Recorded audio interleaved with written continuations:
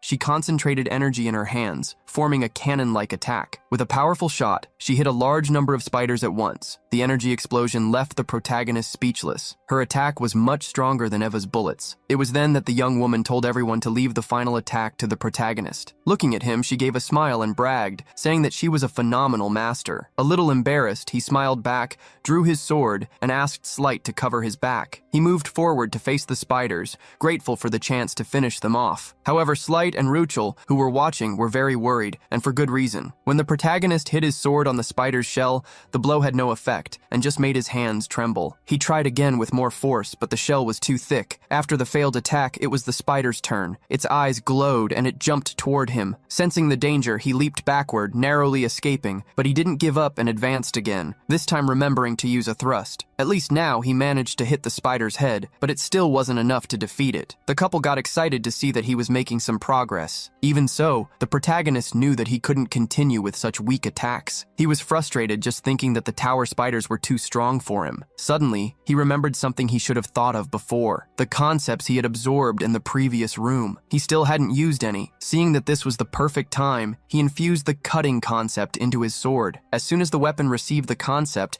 it began to release small lightning bolts and, with a simple swing, emanated a powerful aura. He decided to test if that would work against the spiders. The sword moved quickly, cutting the spider with incredible ease. The feeling of finally landing a hit was amazing. Slight was shocked by his friend's instant evolution. Even Dako was surprised, but she didn't comment to avoid drawing attention. After the attack, the protagonist felt that he had made a clean cut, but something felt strange. He began to wonder if he hadn't swung the sword with more force than necessary, and tried again. Seeing his determination, Slight and the pink-haired girl moved forward to help. Dako, after observing for a while, realized that he had done something to the sword that allowed him to cut the spiders with ease. She continued to watch as he kept cutting the spiders, trying to improve his skills with each blow. She knew that normally when someone strengthens their weapon, they end up just swinging it without technique, but the protagonist showed no signs of this flaw. She hoped that, even if it took time, one day he would understand the true essence of a cut for himself. Watching him, she ended up remembering her own story. After overcoming the 3 calamities, she was proudly called the greatest prodigy of the martial world. And now, she realized that she was watching someone as good as her, someone who made her own talents seem small. Unaware of all this, the protagonist just kept swinging his sword, focused on destroying the tower spiders. While fighting, even without knowing what his friend was thinking, the protagonist felt a shiver. Slight, seeing him look around, asked what was happening. At one point, his gaze crossed with Doko's, who, seeing him with drinks in his hand, ran after him. At that point, the 4 of them received an external message. It was the same message for everyone, a warning from the director to leave the tower immediately. The protagonist didn't understand why the rush. Meanwhile, Ruchel noticed that something was bothering Dako. The peace didn't last long. Ruchel screamed, warning that the enemy was coming. They all looked and were scared. 2 giant portals opened, and hundreds of spiders began to come out of them. Now they understood why they had to leave. And it didn't stop there. More dimensional cracks began to appear. When they tried to use their student ID, they noticed they had no signal. With the notifications not working,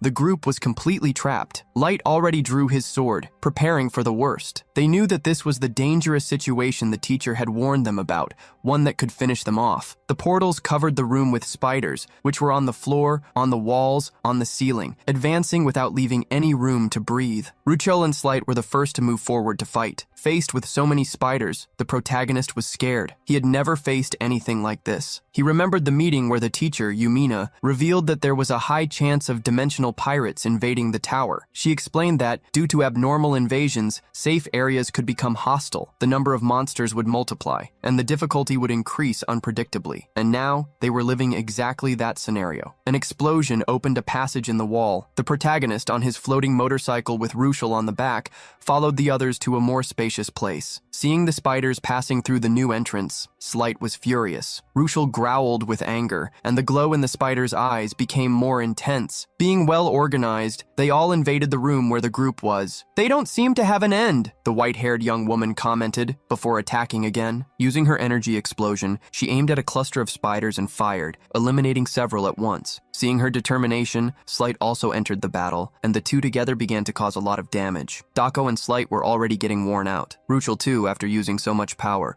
already had most of her hair darkened. She barely spoke, just growled, driven by the will to finish off all the spiders. The protagonist knew that if her hair became completely dark, things would get ugly. Dako, noticing his concern, stopped attacking and approached. She commented on Ruchel's situation and admitted that she herself couldn't last much longer without a break. Hearing that she was getting tired, the protagonist didn't think twice. He took an energy drink can from his inventory and handed it to her, saying that he would hold off the spiders while she drank. She took the drink, smiled, and asked if he really thought he could handle it alone. "You bet," he replied, taking a grenade out of nowhere, showing that he was prepared. He pulled the pin and got ready to throw it. "Check this out," he said. He threw the grenade, which flew over the spiders. A power surrounded the grenade, which exploded in the air, creating a wave of fire that swallowed most of the monsters. The explosion was so strong that the hot shockwave forced Slight to retreat and protect himself with his sword. While protecting himself, he saw the protagonist fly past on the motorcycle and asked what that power was. "I put a lot of effort into this weapon," he replied,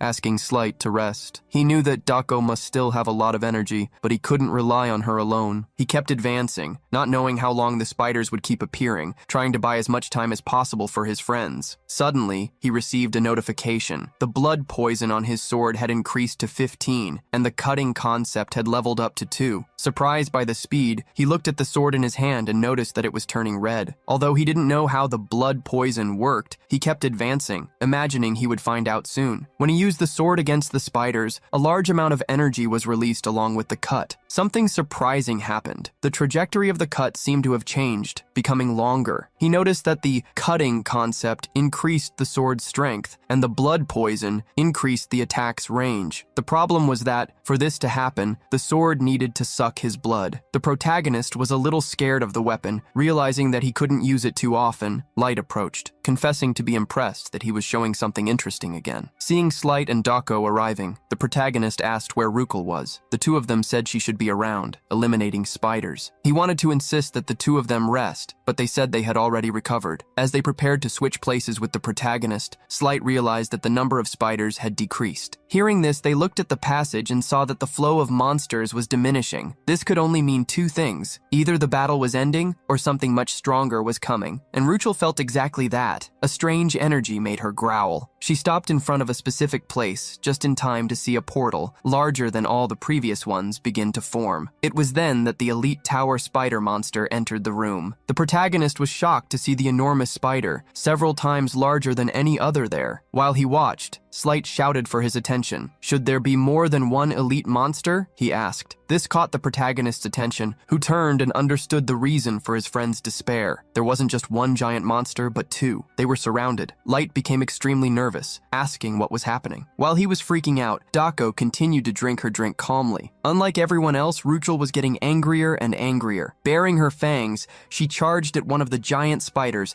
attacking without thinking twice. Slight got worried, but the protagonist said that maybe it was a good idea and that they should coordinate to help. They agreed to split up. Slight and Ruchel would take care of one spider, while the protagonist and Dako would deal with the other. Positioned in front of his spider, the protagonist raised his sword. All that confidence seemed to have vanished when facing a monster of that size. Seeing his hesitation, Dako, who had already finished her drink, approached and whispered in his ear, "You said you could handle it easily with my help, didn't you?" She moved away, threw the empty can back at him, materialized her own sword, and placed herself in front of him to lead the attack. "Now we're going to pay the price for that sweetness of yours," she said, facing the giant spider. Startled, the protagonist wondered why she had drawn her sword. She was, obviously, showing her technique to him. Noticing his curious eyes, she looked at him with a sharp gaze and said, annoyed, "I just don't want to get my hands dirty, don't get the wrong idea." But that wasn't entirely true. After analyzing what he had learned for so long, she knew that he was still missing one move to master, and she was determined to show it to him, just that once. A strong blue energy surrounded her. As she prepared to attack, she wanted the protagonist to pay close attention. Her eyes shone with the same blue tone as her energy, but in the brief moment she stretched her arm for the attack, the protagonist lost his concentration. The reason was simple. On the other side, Ruchel had lost control and instead of attacking the spider, started attacking Slight. He tried to defend himself with his sword, but the girl was enraged. Neither of them noticed that their elite spider was advancing. The spider jumped and shot a web jet to trap the two of them. Slight was caught by surprise. Thinking fast, he threw Ruchel away so she wouldn't get caught with him. With that, he was left alone to be wrapped in the web. The young woman landed on a pillar, growling at the spider, which growled back. With all this confusion, it was impossible for the protagonist to concentrate 100%. Noticing his distraction, Dako scolded him, "Where are you